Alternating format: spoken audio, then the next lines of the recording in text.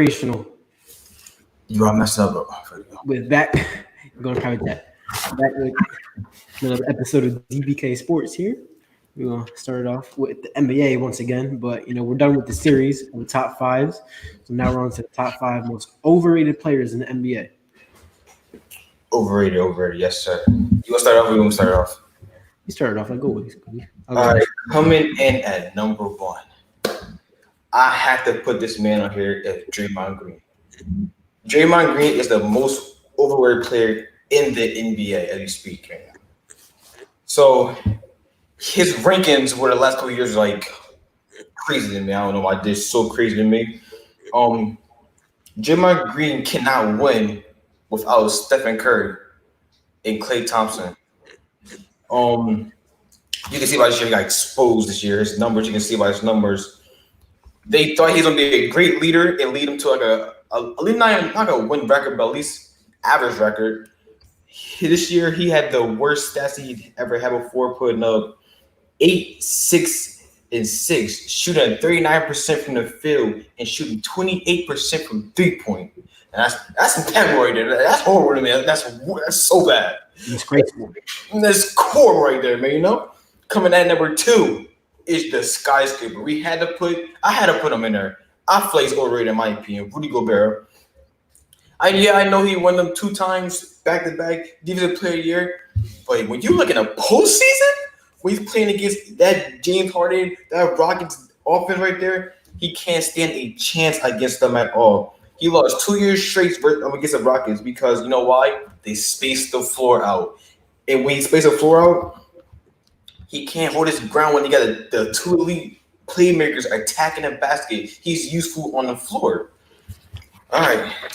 Coming in number 3 is that man named Kyrie Irving.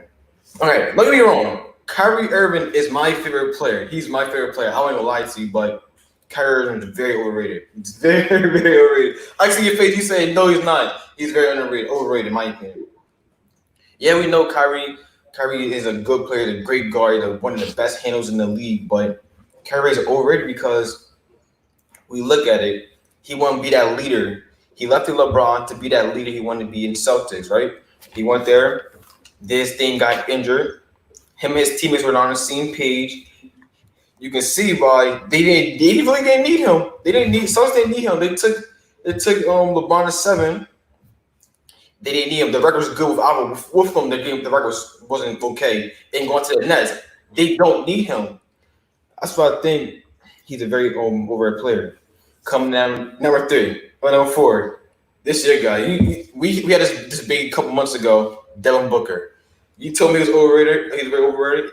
He's very overrated in my opinion now. After I looked at his highlights last night, very overrated. He's a very good kid, but he can't win no games. He can't win no games. I know he's in the Western Conference, but he can't win no games. I don't know what it is, but he have good pieces around with Kelly Oubre, Malik Bridges, Frank. He also got Ricky Rubio and DeAndre Ayton, but can't win. He takes horrible shots. He turns the ball over. The last 2 years, he had the same amount of turnovers he had like last couple years. He can't play defense at all. He don't show no effort at all. And coming in number 5 is Andre Drummond. Andre Drummond on his list because I put him on his list because he's very good. For these last couple years, he's been averaging the same amount of stats at 12 points, and all the crazy. They love Andre Drummond. They put him to Cavaliers because of his value. He ain't gonna do nothing at Cavaliers. They gonna sign him. He's not gonna do nothing, Mike. He's not gonna do nothing but just be a bot. He's gonna sit there. He don't average 10. He don't average 10 rebounds. He averaged 12 points, like 8.7 rebounds. Like if you want to build like him, you got Kevin Love, Colin Sexton. Yeah, who else? Tristan Thompson, all them players like that. But he's supposed to be a centerpiece that can do a lot, Going to you. All right, now I didn't really have it's not that I don't think Kyrie is overrated or Rudy Gobert. The problem was why I made that face because you had Kyrie as your like second or third best point guard above Russell Westbrook and like that, but yet you think he's overrated. That's why I made that face. And it was the same thing with Rudy Gobert. You had him over players like Bam Adebayo, and Nikola Vucevic, but you think he's overrated. That's why I made that face. Let me go fast. As I look at the stats and as I watch their games, my opinion slightly changed and shifted. Of going to other players like Bam Adebayo, Russell Westbrook. You gotta look. I've been thinking and looking at my stats and watching the film, and I see these players are better than these players right now. Mm-hmm. All right. Well, going into my list, right? You mentioned that it was my guy, Devin Booker, right? Because I always talk about how he's overrated. He's not on my list. Mm-hmm. So, here we go with my list of my most overrated players. All right, coming in at number 5, I have Jamal Murray, and the reason he's at number 5 and not higher is because I don't think that he's overrated. I think that he's overpaid. Yes. This offseason they gave him a max contract, and he's playing like he usually does. Put him average numbers 19, 4, and 5 on 34% 3-point shooting, which is below average. Which is why I have him on, not really because he's overrated, but because he's overpaid. At number 4, I do have a player that was on your list. I have Rudy Gobert. Yes. And for the fact that he wins all these defensive player of the years, he has the 2 defensive player of the years, but it's because he's a good rim protector, not because he's the better all-around defender. Like you mentioned, in the playoffs when he plays his teams that spread the floor, he loses a lot because he's not the most mobile center, right? Mm-hmm. And that's why I have him at number 4. And his offensive game is limited. He just gets lobs and put back dunks on rebounds. Yeah. That's why I have him at number 4. You can't really be your second or third best player on a championship team. Going in at number 3, I have another big. I have Hassan Whiteside. Now, the reason I have him overrated because when people look at him, I feel like they look at the stats a lot and how he's averaging like 17, 15, and 3 blocks. Mm-hmm. But then what I look at is when he played for the Heat, he got his big contract because the year before his contract, he played really well. And then after he got that contract, he started not playing too well, and they benched him for Bam Adebayo, and that's why they traded him to the Blazers, right? Yeah. Now I'm looking at him on the Blazers, and this is a contract year once again. And all of a sudden, he's playing good. And my problem with Hassan Whiteside isn't really that he's a bad player. It's just his motor really isn't there. He doesn't want to play good unless he has to. And even though his stats look good, the Blazers were better with Yusuf Nurkic as their center. Yes, I agree. They're not even in the playoffs right now. But when Yusuf Nurkic was their center, they were in the playoffs. They were the 3 seed, and they went to the Western Conference Finals. Right? Yep. So that's my 3rd most overrated player. Going to number 2, I have DeMar DeRozan. Wow. The simple fact that he isn't really built for this game that there is now. He's kind of getting to Ben Simmons level of 3-point shooting. He's a 28% 3-point shooter in his career. And he got to the point where he used to shoot like 3 threes a game. He's shooting about 0.5 threes a game right now. So every other game, he might shoot a 3. And it's not like he's not like Ben Simmons where he's, like one of the best passers in the league, like an excellent rebounder. He is a scorer who doesn't shoot 3s. And people look at him, like as this like all-star player and everything like that. But his team isn't even in the playoffs right now, and he's their best player. And he plays for the Spurs, which makes the playoffs every year, which is why I have him at 2. And for my most overrated player in the league, I have Kyle Kuzma. Because in the offseason, when people were talking about players to help Anthony Davis and LeBron James, Kyle Kuzma was a big focus point and how he's going to be their 3rd best player or something like that. Yeah. And he hasn't been that this year. He has not been their 3rd best player. People look at his game, they say he's a good shooter, everything like that. He is a 32% 3-point shooter in his career, which is below average, very below average. He isn't the best defender. He averages 12 points a game. And people look at him like he's like this like bright young star that's like untradeable and stuff like that. In reality, he's just a role player coming off the bench for the Lakers. Yeah, I agree with that. Like I was saying, I'm surprised you had Draymond Green on your list. That's one thing I'm surprised about. And we talk about players like Kyle Kuzma. Yeah, I feel like the Lakers should have traded Kyle Kuzma. One piece they should have kept is Lonzo Ball. I feel like Lonzo Ball could have not helped, but like he can bring that piece. And they should have brought that practice where they had Josh Hart, Brandon Ingram, and Lonzo Ball. They should put Josh Hart, Brandon Ingram, and Kyle Kuzma and kept Lonzo. Mm-hmm. Yeah, I think that they should have traded Kuzma as well and got some kind of shooter back. Yeah. Somebody that can help him a little bit more because Kuzma, he's being played sort of as a spot up shooter when he's not the greatest shooter. Yeah. I don't think it's the best fit. I don't think that he's all that, what people make him out to be, which is why I have him as my number one overrated player. Yeah, and Kuzma also, he don't play games. He get injured. He don't play games like that. So we have LeBron and AD, and they were like, "Oh yeah, they got Kyle Kuzma, and they're gonna be a big three." And you just looking like, "Oh, where's Kyle Kuzma at this season?" Y'all talking about he's very overrated. Y'all talking about he's gonna help LeBron and AD win and stuff. But I mean, they're winning, but like they also need help, a little help. Yeah, that's why he's my number one overrated player. All right, but switching it up now, we're gonna go to the NFL side of things, and we're gonna talk about our top 5 safeties following our top 5 corners from last episode. Yes.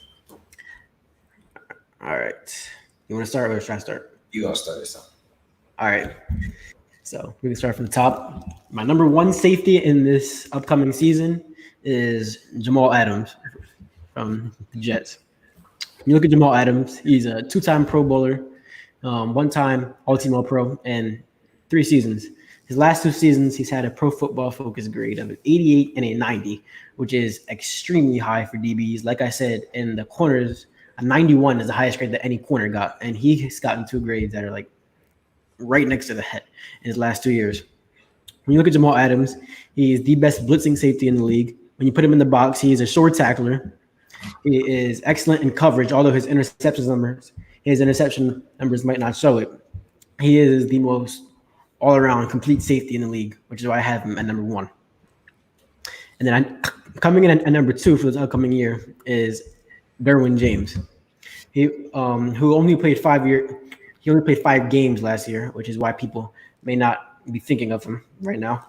But you got to remember it. In his rookie year, he was a Pro Bowler, first-team All-Pro, second for Defensive Rookie of the Year, behind Darius Leonard, who was also a first-team All-Pro. He is bound to have a great year, and in his last 2 years, he's had an 83 and an 88 Pro Football Focus grade, which is just bound for him to go up this year. Like Jamal Adams, he is an amazing blitzing safety.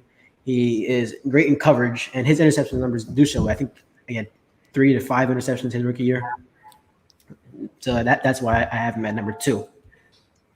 As my number 3 best safety for this upcoming year, Minkah Fitzpatrick. When you look at what he did last year on Pittsburgh, in the beginning of the year on Miami, he was all right. Got traded to Pittsburgh, and all of a sudden, for the rest of the year, he is the best DB in the league for the rest of the year. In about like 12 games, he had 5 interceptions, which 4 came in like 6 games. He had a Pro Football Focus grade 85 plus in the games that he was on the Steelers. So I think that once he was traded from Miami, which wasn't the best situation for him, so a situation that fitted him more, and Pittsburgh really showed his potential of what he's going to be. And I look for him to build on that this upcoming year. And also, when you look at his game, I mean, he's, if not the best coverage safety in the league, the second best coverage safety in the league. He can play in the slot, play back end safety. He can play anywhere you want him to. Which is why I have him at number 3. Going to my 4th best safety in the league, we have Earl Thomas. Earl Thomas is consistency, which is Earl Thomas. Ever since back with the Seahawks, for the past 10 years, he's always consistently been a top 3 safety in the league. Even when he was on the Seahawks for about 4 or 5 year stretch, he was the best safety in the league, consistently getting 91 plus Pro Football Focus grades. He, like I said, just consistency. He is with Minkah there as either the first or second best coverage safety in the league. You can play him in the box. You can do whatever. And people thought that he might slow down when he got to the Ravens last year because he started to slow down toward the end of his Seahawks career. But he played amazing last year, which is, he's a big reason why the Ravens went, 14-2. he was the best player on their defense, and he showed last year why, he was touted as high as he was when he was on the Seahawks. And then for my fifth best safety in the league, I'm going to go with Harrison Smith for similar reasons to Earl Thomas, consistency. For the past 8 years, he has consistently been a top 3 safety in the league. This year, I have him dropping down to 5 just because of all the young safety talent coming into the league, such as Jamal Adams, who's in his 4th year, Derwin James, who's in his 3rd year, Minkah Fitzpatrick, who's in his 3rd year. So I have him dropping all the way down to 5. But if you look at his game, his interception numbers show that he is one of the best coverage safeties in the league. And if you know Harrison Smith, he is one of the hardest hitters and best box safeties in the league as well. He's very versatile, as all these players on the list. He's actually versatile as a safety. And I just have 2 honorable mentions in Kevin Byard and Tyrann Mathieu. Okay. Wow. Well, coming in, my number 1 is Jamal Adams. Also, he's the best safety in the league today.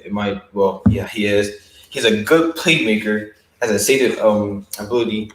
He's good in passing and pass rushing. His ability to blitz run blitz like an outside linebacker is very good. He also won. He said, he's a Pro Bowl this year. He can play D4. He's a very good tackler, and he helps his team win. Well, they didn't win that well. He helps his team, his defense. Coming in number 2 is Derwin James. Derwin James, the only reason I have Derwin James higher is because of his injuries, but Derwin James can hit. He can coverage well. He is elite, especially man-to-man. He's very good at man-to-man, especially covering tight ends, very high-end tight ends like George Kittle or Travis Kelce. He can put him at coverage too. Coming number 3. My number 3 is different. You probably going to be looking different, like crazy, but Justin Simmons from the Denver Broncos. Justin Simmons is a very, very underrated safety in the secondary. His grade in the PP, he was graded first in the PFF as a safety. It was also a passing rating leader last year. He reminded me so much of Derwin James, where he can cover tight ends as well and he can play very good coverage. Coming at my number 4 is Tyrann Mathieu. Tyrann Mathieu had a glance in. He was in Arizona and then Houston. But now since he went to the Chiefs, he had a very good career, staying healthy. He's a hard hitter. He can play free safety and strong safety. And you can put him at any spot you want, show you the effort, a very good effort. Coming to number 3, number 5 is, like you said, Harrison Smith. Harrison Smith is very consistent, like you said, Earl Thomas was. He's a very consistent player, a very good tackler. In the last 7 years, he's been good in coverage and tackling. He's a very hard hitter where you need him to be. He also helped that Vikings defense be where it is. If it wasn't for him, they probably would be as a top tier defense. All right, so you're missing Earl Thomas and Minkah Fitzpatrick, and you have Justin Simmons. Yes. And you said that he was under. All right. The reason I didn't have Justin Simmons is because last year was kind of an outlier year for him. He was the highest rated safety from Pro Football Focus, but the only reason I didn't have him there because I didn't know where that was before, and I don't know if he's going to keep up with that. He never made a Pro Bowl in his career. He's played 4 years. He hasn't made a Pro Bowl yet, which is why I just couldn't put him ahead of players like Harrison Smith, Earl Thomas, and even Minkah, who showed his true potential when he got traded to the Steelers last year. When I look at Justin Simmons, and I play Justin Simmons and Minkah have a different style of game. Minkah is very, very talented, but Justin Simmons is on a team where they can't win. He really helps that defense in clutch situations to be that best safety they have. And Earl Thomas, I feel Earl Thomas is a very good safety, and he also helped the Ravens be that, like you said, 14-2 team where other people did. But Justin Simmons is going to be good in the upcoming years. Yeah. The reason I had Minkah as high as he was, though, is because you saw the Steelers defense in the weeks before he was traded to them. They were probably looked a little bit above average, and then all of a sudden, when he was traded to them, all the stats are showing that they are the best defense in the league prior to him being traded to them.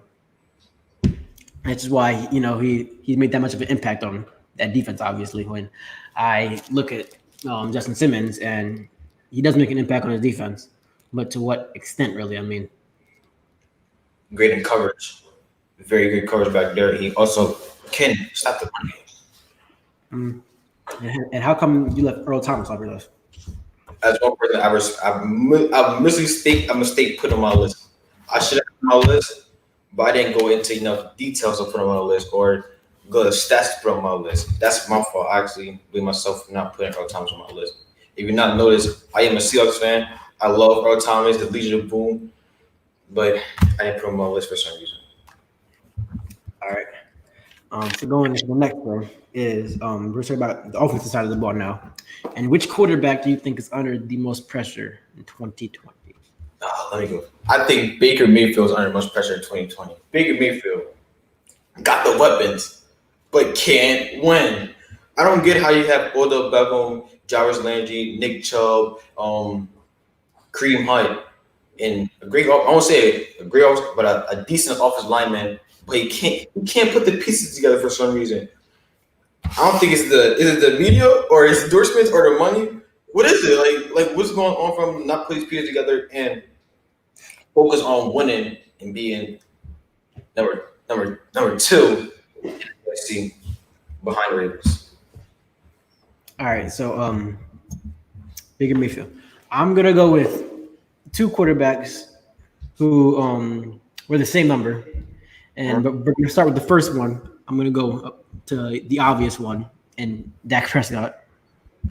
And we know yesterday was the deadline for him to be paid if he were to be paid, and he wasn't. They couldn't get the deal done.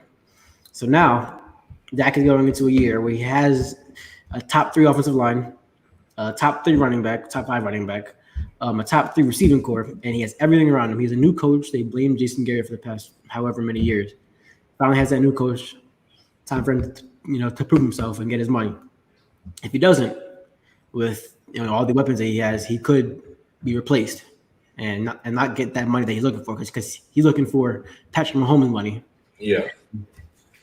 And he's gonna have to perform good, which means winning the division over the Eagles. He's 1 to 2 playoff games. He's going to need to do that this year in order to get that money that he's looking for. But the other player that I want to go to is also Derek Carr. Derek Carr. And moving to Las Vegas, because when you look at this upcoming quarterback class, we know how great it's looking to be. Trevor Lawrence, Justin Fields are 2 transcendent quarterback prospects this upcoming year, and then you look to the secondary quarterback prospects with Trey Lance from North Dakota State and Jamie Newman from Georgia, are also quarterbacks who probably would have went in the top 10 in this last draft.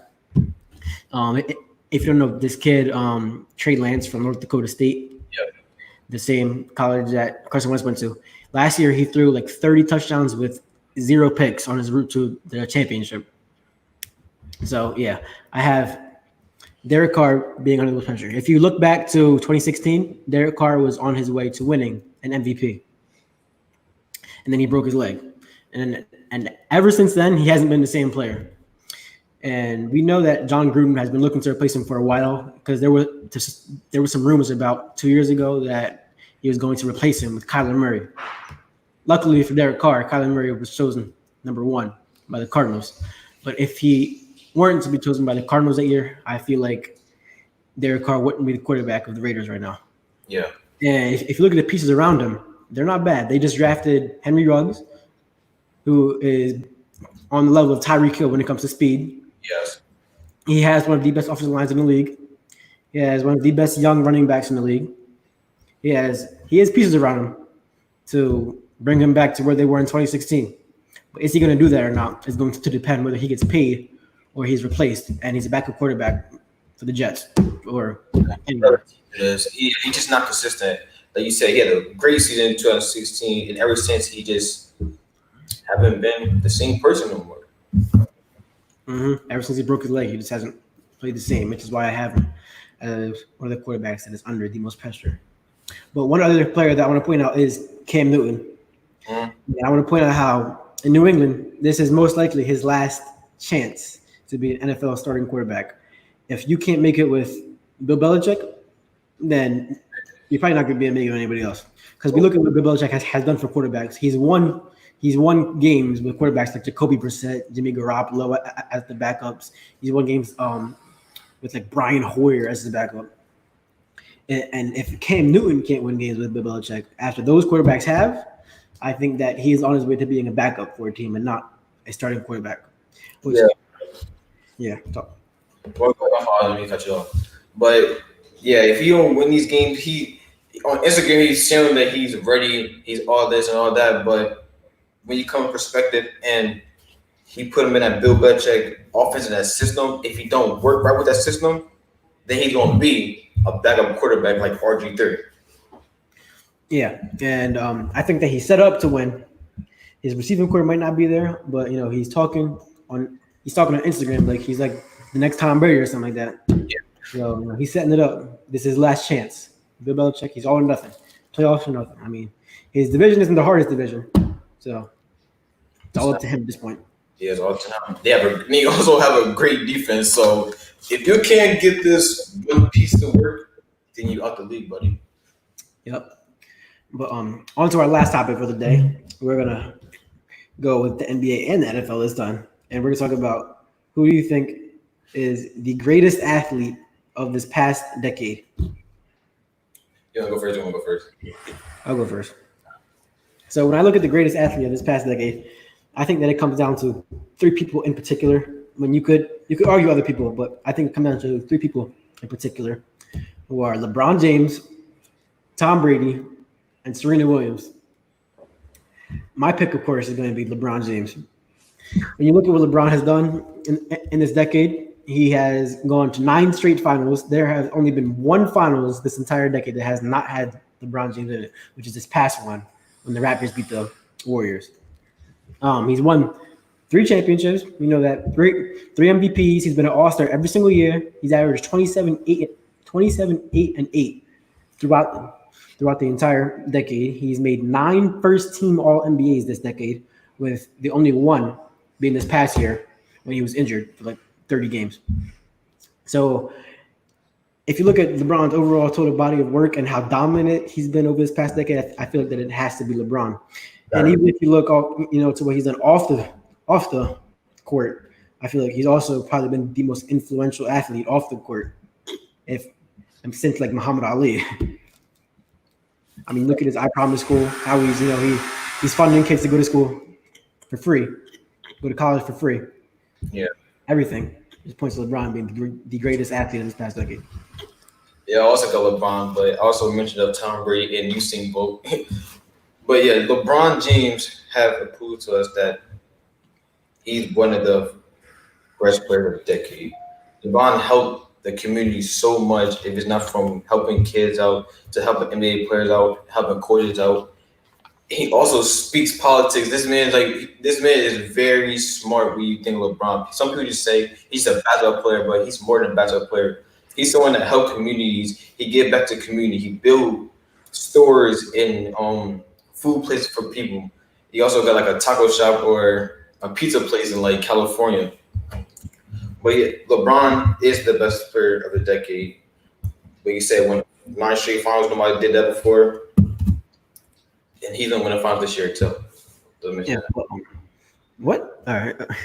But to talk about Tom Brady a little bit, because I think that Tom Brady is a very close second. When you look at the difference between the sports, it's much harder to get to the Super Bowl than it is to get to the NBA championship. Uh-huh. And he has been to the Super Bowl 5 times this past decade, which is 50% of this last decade. Tom Brady was in the Super Bowl, and he won 3 of them. He won 2 MVPs in this past year, which arguably an MVP is harder to win in the NFL than it is in the NBA. Again, because there's so much more players and so much more different factors that go into winning in the NFL than go into the NBA. So we look at Tom Brady and Bill Belichick. They have been dominant. They've won 6 Super Bowls in the past 20 years, which has taken other teams 50 to 60 years to win. And some teams don't even have a Super Bowl in 50 to 60 years. So when you look at what they've done, I don't think that you can't have Tom Brady go unnoticed in this debate. Yeah, you can't. Tom Brady is a GOAT. We think of Most people compare him Michael. They say he's a Michael Jordan of the NFL for some reason, but I don't think he is. But he won 3 or 5 Super Bowls in the last years. Been a top tier quarterback for over a decade, and he going to Tampa Bay. So we'll see what he do. But I don't think he's going to Super Bowl down there. I mean, he has to win Super Bowl in order for him his thing to be. I think that he's perfectly fine how it is. I think that would be nice if he won the Super Bowl. I think that he would be undoubtedly the best NFL player of all time, if not one of the best athletes of all time, rivaling Michael Jordan for the best athletes if he was able to win it. And Tampa Bay proving that he doesn't need Bill Belichick. Yeah. But the other athletes that we have, Serena Williams and Usain Bolt. Yeah. When we look at Serena Williams, she won a major while pregnant. So just that alone should have her in, the greatest athletes of all time. What about the number of games for the NBA? 82 games and 16 games in the NFL. What do you mean? Yeah. You can clarify the question. But back to Serena Williams. When you look at what she's done, she's won like 12 major titles in the decade. Okay, let's see what she said. Improving NBA or NFL career.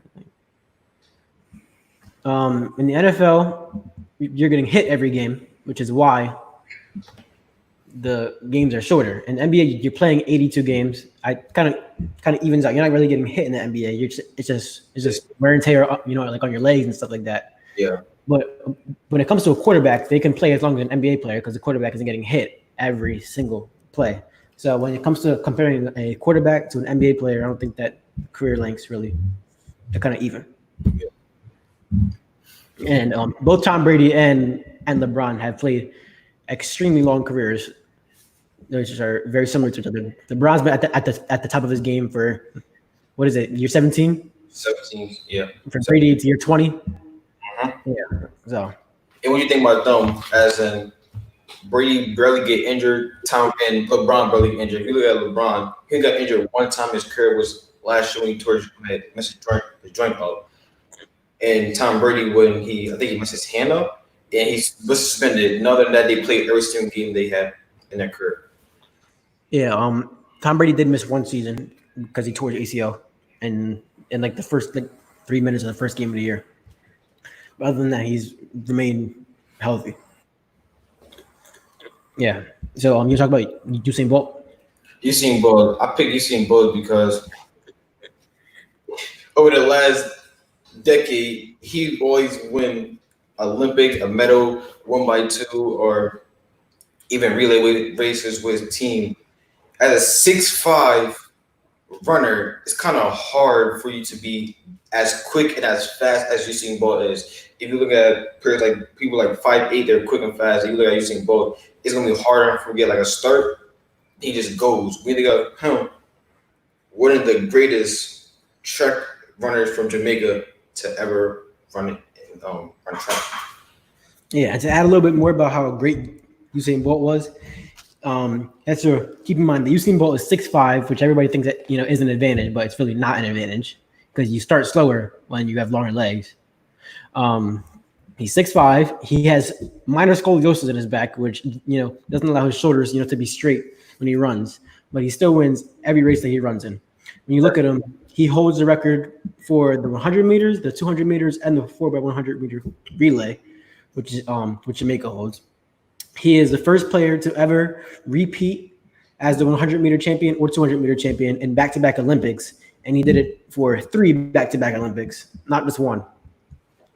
He's like an 8-time straight world champion, other than the one time he got disqualified in 2012, where his teammate won it, Johan Blake.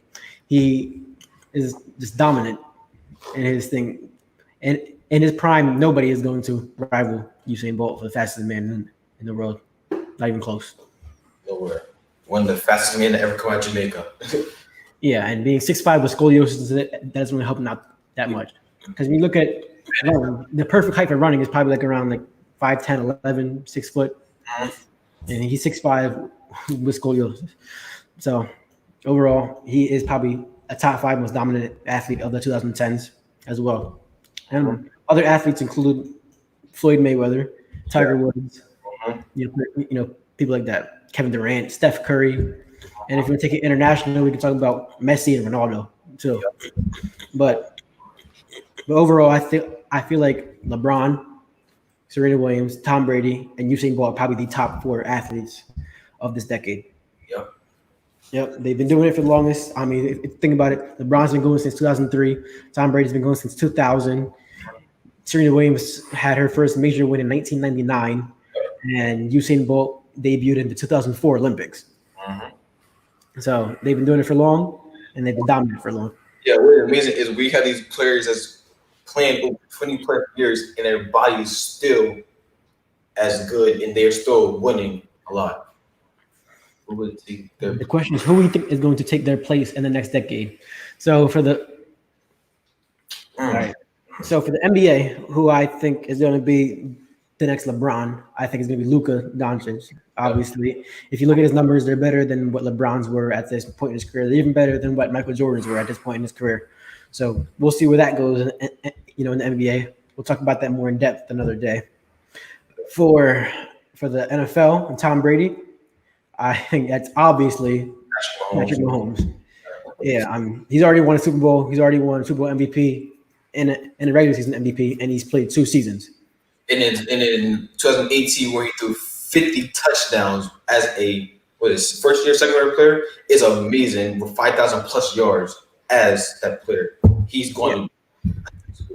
That's Serena Williams.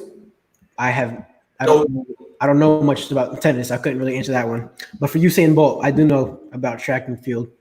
And there is this 5'9" runner who is fresh off of a world championship victory in 2019 for the 100 meter and the 60 meter. His name is Christian Coleman.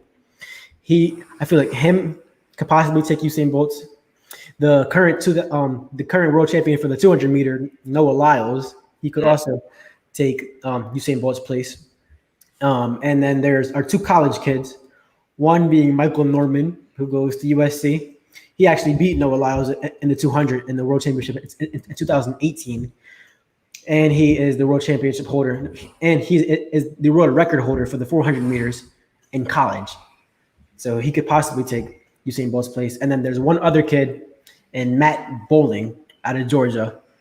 He broke every record while he was in high school. He broke the 100 meter record in high school, the 200 meter record in high school, and the 400 meter record in high school, which is not normal. Runners can't usually run that fast in all 3 events.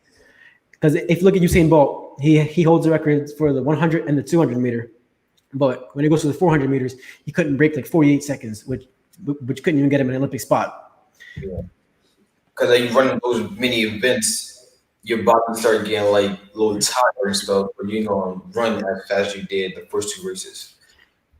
Yeah, but that too, I think. Nice. Yep, but that should end it for today. For this episode of DBK Sports. Oh, okay, no other question. Do you think the new generation of replacements will continue to live up to the expectations and the talent will continue to get better? I feel like the talent is always going to continue to get better, and we will see records be broken. Mm-hmm. Due to the upgrade in technology and training methods, and just the accessibility that people have to them. That's why we see all these athletes nowadays breaking records that were in past, because of all of our technology and breakthroughs and better training methods and everything like that. Yeah, if you look at players like we had 2 shows ago, like Imani Bates, if you bringing him up like in a subject right now, that he said he's gonna be a great player. When he gets to NBA, he's gonna be a great player. He's probably gonna break a lot of records and be an NBA champion or a Hall of Fame.